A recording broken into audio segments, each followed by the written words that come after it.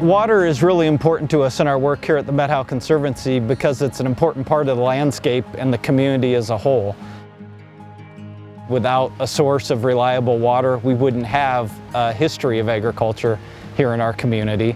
If we didn't have free-flowing rivers, we wouldn't have recreational fishing, we wouldn't have rafting, we wouldn't have many of the activities that bring people here to the Methow. The mission of the Methow Conservancy is to inspire people to care for the land so that future generations can enjoy the open spaces and the wildlife and the agricultural heritage that we enjoy today. My grandfather came in 1892 to the United States from Norway. Our roots are deep. None of us would probably ever consider living anywhere else or doing anything else other than what we're doing by utilizing and being good stewards of the land. We started working with Jason and John at the Methow Conservancy, so we'll have 5 family properties from the mouth of the Methow all the way up to the 14-mile marker that we've put into conservation easements. They are helping preserve and expand agriculture here in the valley by forming the conservation easements with the landowners. In our work with private landowners, we work to make sure that water is in place and available to help grow crops and grow food for the community into the future. What has always sort of centered me in the work that I do is that we are working so closely with farmers with really sort of mutual goals. We do a lot of projects related to working with irrigators, working with water users to enhance flows, and do habitat projects along our important rivers and streams. The irrigators really tend to understand what it means to have water, whether it's for their crops, for their animals. My family's owned this since 1905, and it's always been farmed, and I just wanted to keep it that way. It fits in really well because it's a win-win. I mean, for Charlie, he didn't have to spend all day dealing with flood irrigation. The pivots made his life easier. It saved water for the river. We could still do everything we did with less water. That feels good. We work really well with Trout Unlimited. We have similar missions. The relationship of trust between Trout Unlimited and the Conservancy and between both of us and the farmers is really key. We couldn't do what we do without that level of trust.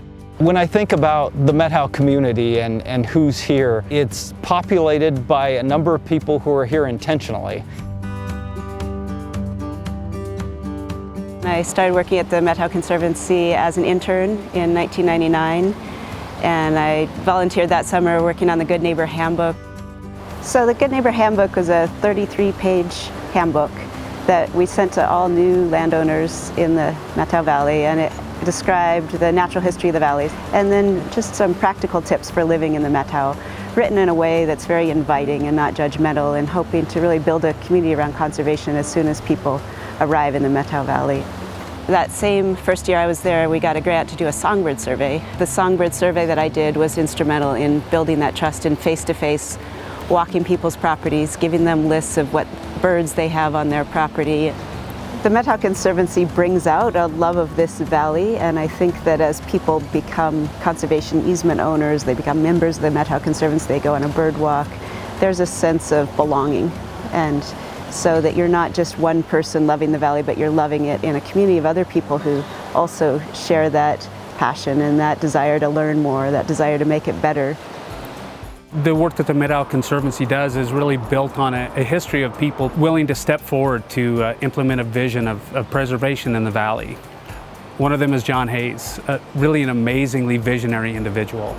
The community trail was an outgrowth of this open space work, and it was our job to convince these people this was a good idea to let the public in their backyard. The Methow Community Trail today is some 22 to 26 miles. The credibility that the Conservancy has today is remarkable, and people are proud of it.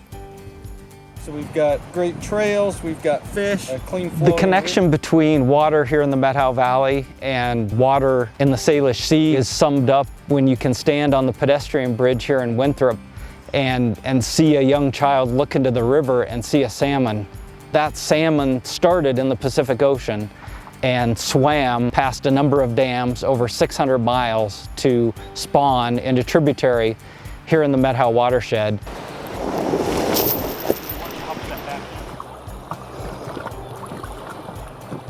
You know, the biggest concern facing the valley is water, and to me I see that in 5 different areas. Of course, you have the irrigation for the large farmers, you have the recovery for fish, you have the private use, good clean drinking water as well as small irrigation, you have development for the cities, and then of course the recreation and the use of the fun water in the hot summers. There you go, that's a nice one. Oh! You know, the community really benefits from all of this work. As a community member, you're going to be touched by at least 3 of those big 5 areas of water. And so you want those to be working forever. What we're doing here currently in the Methow Valley can be accomplished in any community.